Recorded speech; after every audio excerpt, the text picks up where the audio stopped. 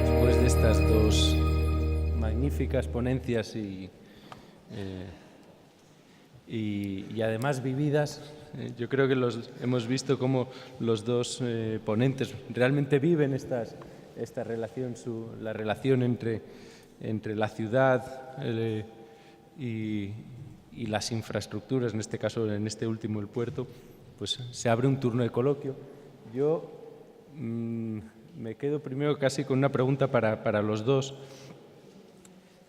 Yo creo que lo fundamental también aquí es asegurar la compatibilidad entre las distintas actividades, tanto y más en el caso de una ciudad como Sevilla, la que tiene un puerto en el que tiene tanto el sistema de agua, el río, la superficie de la lámina de agua en las orillas o las estructuras en la ciudad alrededor del río hay mucho. Yo creo que es fundamental, y en esta ciudad lo vivimos, la necesidad de, entre todos, buscar la compatibilidad de las distintas actividades para asegurar pues, esa riqueza de posibles del what if o qué podríamos hacer con todo esto que tenemos. Yo no sé si hay preguntas. ¿No?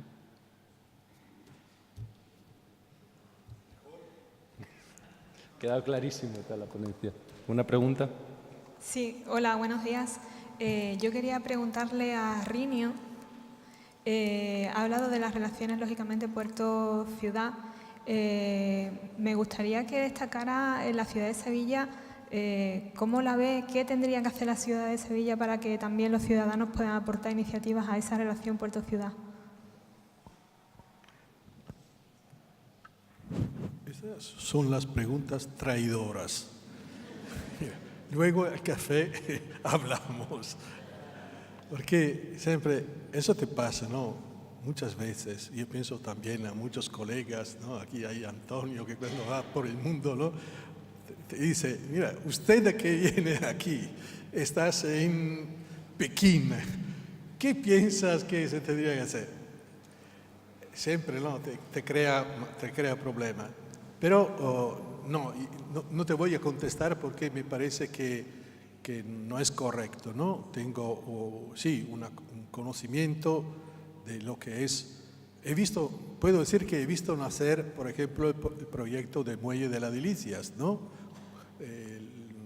Porque he visto antes el proyecto, la fase de realización y también lo de Nueva York, y también hay estos otros problemas, otras cuestiones,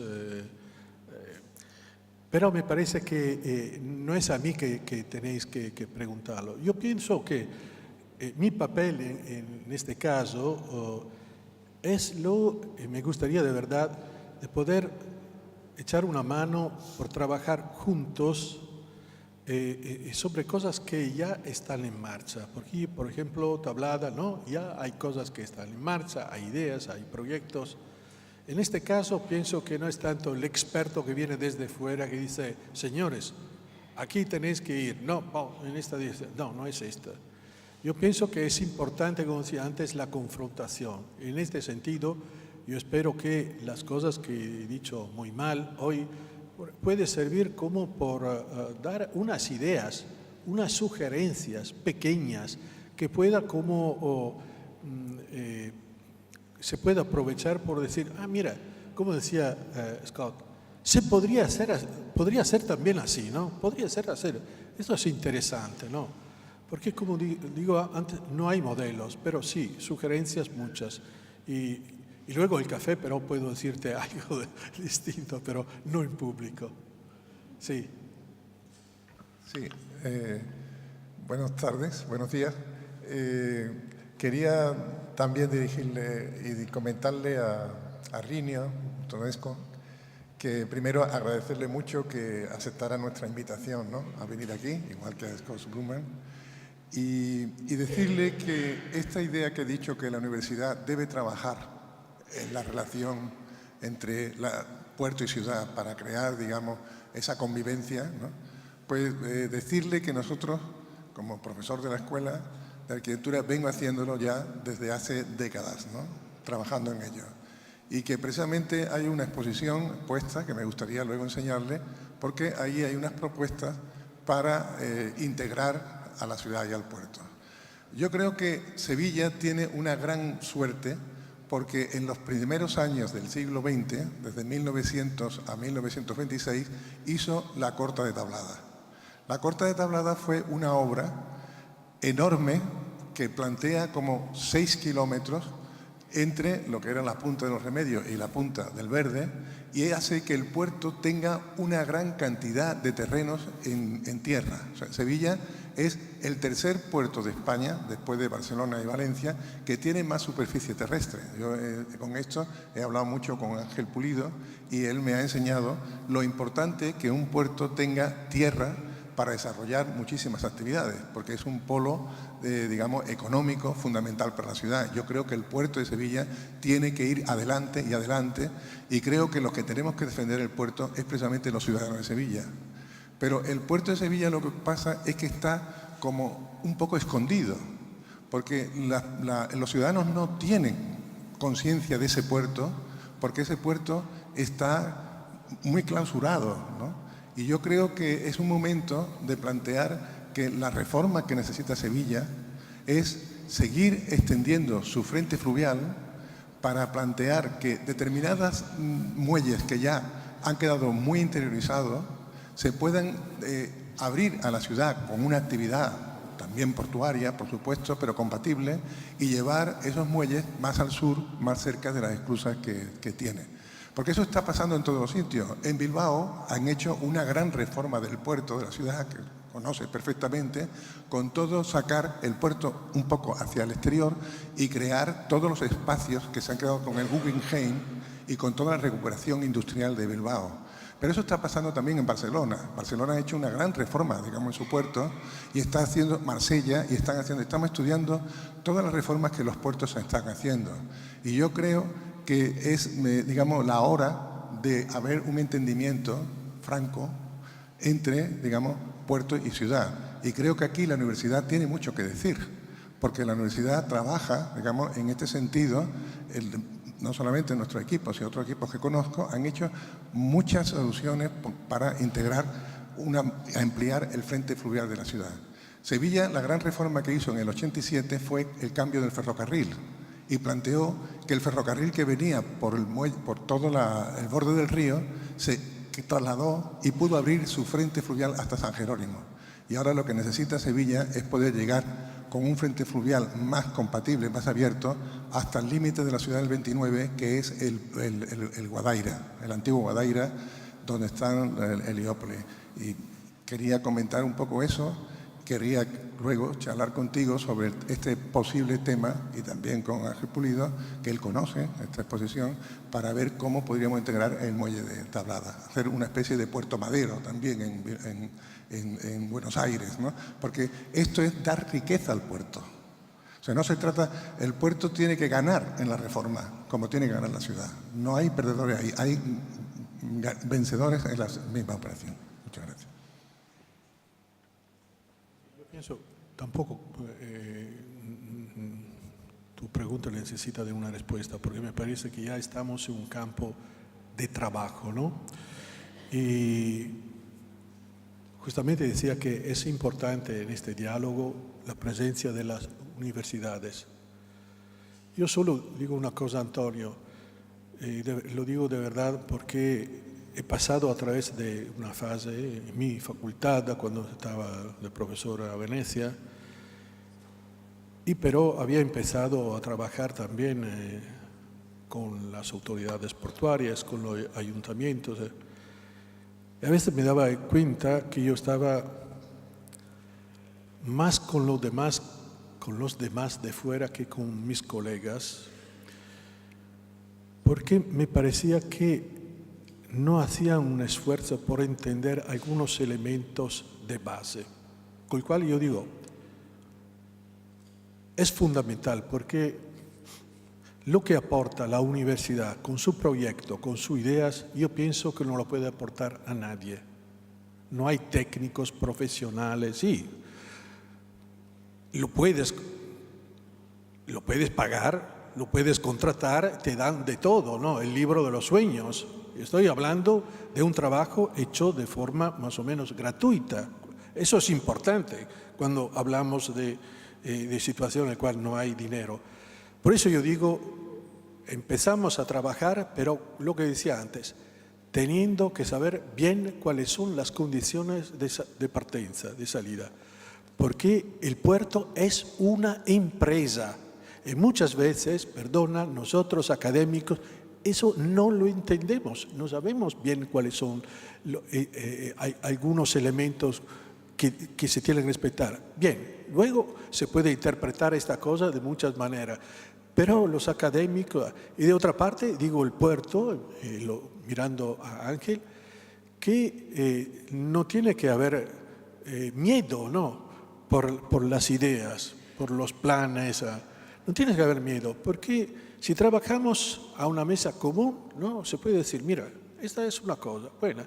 Puede ser que sea, no puedes aplicarla ahora, pero la tengo en la cabeza por una fase futura.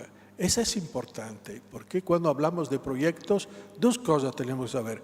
Flexibilidad, porque mañana que llega rápidamente, la situación de partenza puede ser cambiada, y otra cosa, plazos. Uno no puede imaginar, ¿no? Y muchos en este caso son alcaldes, por ejemplo, de ciudades que piensan decir a sus votantes, vamos a hacer el cambio, lo vamos a hacer en 4 años. Es imposible. Muchísimos proyectos en todo el mundo, en campo portuario del waterfront, han durado 15, 20, 30 años, ¿sabes? No. Con el cual esto es mentira si uno te dice, lo vamos a arreglar, y no. Con el cual, como digo, el diálogo es importante, pero con estas condiciones de salida muy claras.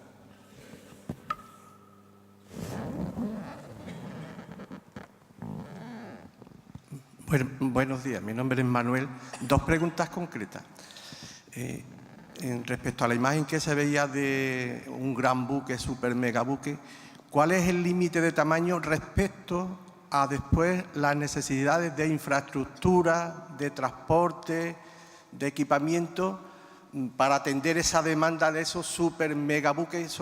Estoy pensando sobre todo en contenedores. Y la otra pregunta, ¿qué papel pueden jugar los puertos en la previsión de la economía circular, que parece ser que Europa quiere invertir mucho dinero? Y en concreto respecto a un asunto, al tema del acopio en el reciclaje, al aprovechamiento en el reciclaje de materias primas. Contesto la prima, la segunda contesta Ángel, porque de verdad que no soy un experto, un técnico. Sobre la primera, pero tú has dicho una cosa muy importante. Es que no he comentado la slide en cual se veía el gran buque y luego la Tour Eiffel. Porque aquella slide es de un artículo de un señor que trabaja desde mucho tiempo en la Unión Europea, justamente en el tema de transporte marítimo, y que ha empezado a poner dudas sobre el hecho que este trend de crecimiento parece que no tenga límite. Ha empezado a poner preguntas a los operadores. Señores, ¿hasta cuándo? Ya tenemos terminales que no pueden hospedar estos barcos. Mira, pasa lo mismo en campo aeroportuario, porque habéis visto, ya ha empezado a construir estos aviones que tienes como 2 pisos, ¿no?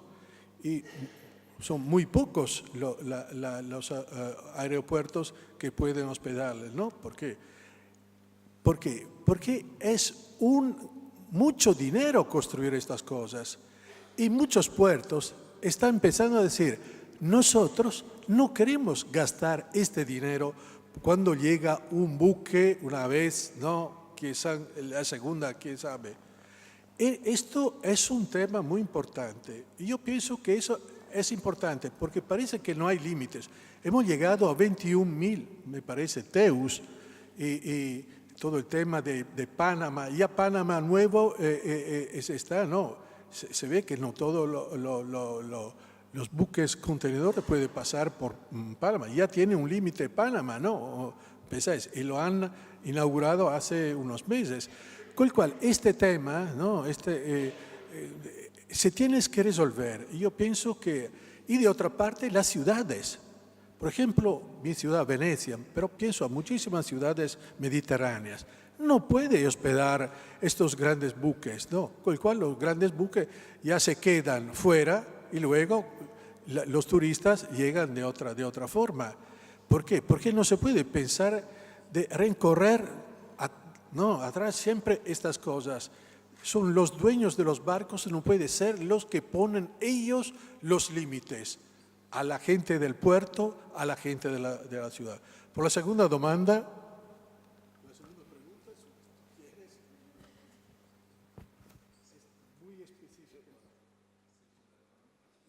Okay.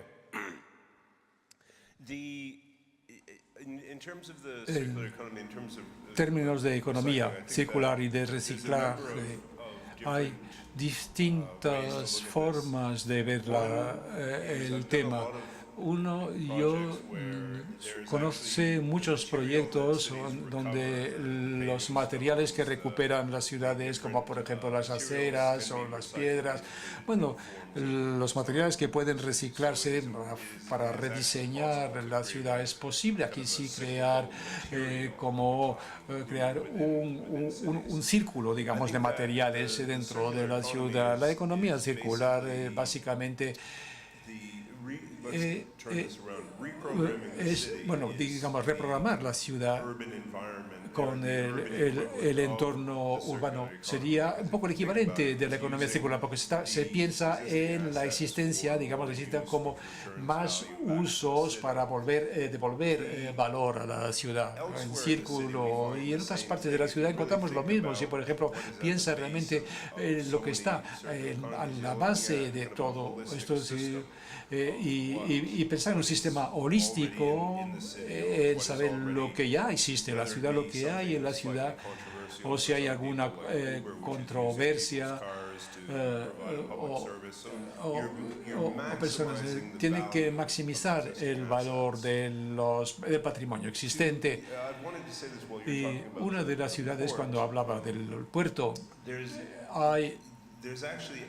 de hecho hay elementos de la fisicalidad, digamos, de los puertos que me interesa mucho desde el punto de vista material. Estoy seguro de que son conscientes de que la mayoría de las piedras, digamos, del puerto de Lisboa proceden de Brasil, porque era todo el balasto con el que volvían los puertos. Entonces aquí los materiales físicos del puerto de Lisboa vienen también de Madrid, también algunos de Brasil. En Oslo, cuando han modificado, digamos, las orillas, la mayoría de los materiales del puerto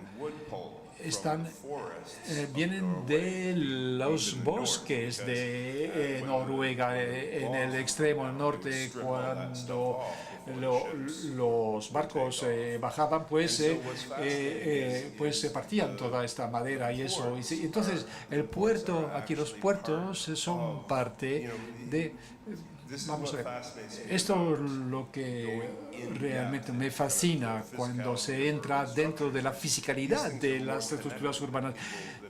Todas estas cosas están mucho más conectadas de lo que piensa, y mucho de la fisicalidad, digamos, de los puertos tiene que ver con los componentes físicos, o que vengan son socios como Brasil, digamos, o como en Noruega también, el transporte del barco. En Sevilla, encontrar cuál sería la relación material que tiene el puerto con otras partes del mundo o otras partes de España, y porque la unión está aquí en la fisicalidad, como lo pueden ver, tiene que ver con esto, el patrimonio de lo físico de las ciudades. Hay oportunidades en todas partes. Y en cuanto a este círculo, cuando hablemos de la economía circular, cuando hablamos de reciclaje, cuando hablamos de utilizar más, aprovechar más. Esto tiene que ver todo con aumentar nuestra noción de oportunidades. Esto puede ser físico, digamos la parte material de la ciudad, y también puede ser narrativo. Por ejemplo, si es como mi amigo dijo, los puertos tienen que ver con qué historias se cuentan, digamos, sobre la fábrica física, digamos, del puerto en sí. Hay tanto valor en todo lo que ya tenemos que puede multiplicarse, digamos, para más usos, y esto es lo que yo podría decir. Muchas gracias. Bien, saben todos ustedes que en el programa de esta mañana están incluidas a continuación 3 exposiciones que van a complementar, porque tratan de casos españoles, lo que nuestros 2 conferenciantes internacionales han tratado en sus intervenciones. Creo que el debate tendrá mucho más sentido después de haber escuchado también las aportaciones españolas, y en este sentido quiero pedir a nuestros 2 ponentes internacionales que permanezcan y participen en el debate final de esta sesión de la mañana. Por cortesía, en el acto en el que estamos, simplemente, y espero que pueda ser para cerrarlo, porque ahora tenemos prevista una pausa café y creo que ya está disponible, por cortesía, digo, formularé una pregunta que creo puede complementar la exposición del señor Scott Burhan. Las ideas que nos ha expuesto, los principios sobre reprogramación y reintroducción de la naturaleza en la ciudad, creo que vienen a ser una nueva aportación, un nuevo punto de vista muy interesante, después de que hace ya muchos años se escribiera el famoso libro de Ian McCart sobre proyectar con la naturaleza, Dancing with Nature, ¿no? Puesto que aquel libro fundamentalmente lo que nos decía era lo que no se podía hacer. Ahora tenemos una nueva perspectiva con su aproximación de reintroducción de la naturaleza en la ciudad, que me parece imprescindible. Y lo único que quiero preguntar es si conoce algún caso, alguna ciudad en la que esta nueva visión, esta nueva perspectiva se haya introducido ya de manera firme a través de una estrategia, a través de un plan, a través de un programa plurianual. Muchas gracias. Muchas gracias y aprecio mucho su intervención, su pregunta. Esto es lo más interesante de la reprogramación de las ciudades, es saber cómo aparece esto en las distintas ciudades. El único ejemplo en el que puedo pensar ahora en términos de gran programa es París. Recientemente, con las personas pueden crecer y pueden cultivar verde en cualquier sitio, trátese de las azoteas o los tejados o en 10 centímetros, digamos, de suciedad, incluso en la acera o entre los edificios. Han animado y han puesto a disposición algunos lugares para que el verde sea replantado en la ciudad. Hay muy pocos ejemplos desde a nivel municipal, digamos, de hacer este tipo de actuación. La gran mayoría, cualquier proyecto individual muestra que si se hace entre un partenariado público-privado a a nivel más bajo, por ejemplo. En Suecia, las paradas de autobuses que utilizan de forma terapéutica, las personas detrás de esto tan solo también alquilaban los espacios para publicidad y hemos dicho que los paneles estos con bambú en Los Ángeles también. Lo importante es que hay una necesidad, y usted tiene razón, hay tal necesidad para esto que las personas están buscando formas de, digamos, darle la vuelta a la burocracia para que esto ocurra, porque las personas sienten tanta necesidad de hacerlo. Y hay 15 proyectos de reprogramación de la ciudad y 15 maneras de hacer que esto ocurra. La oportunidad aquí, y esto podría ser con Sevilla o con cualquier ciudad, la oportunidad de saber cómo aprendemos estas lecciones y cómo las ciudades animan estas iniciativas. Y esto es el reto realmente, porque ahora todo se está haciendo a pesar o detrás o rodeando la burocracia.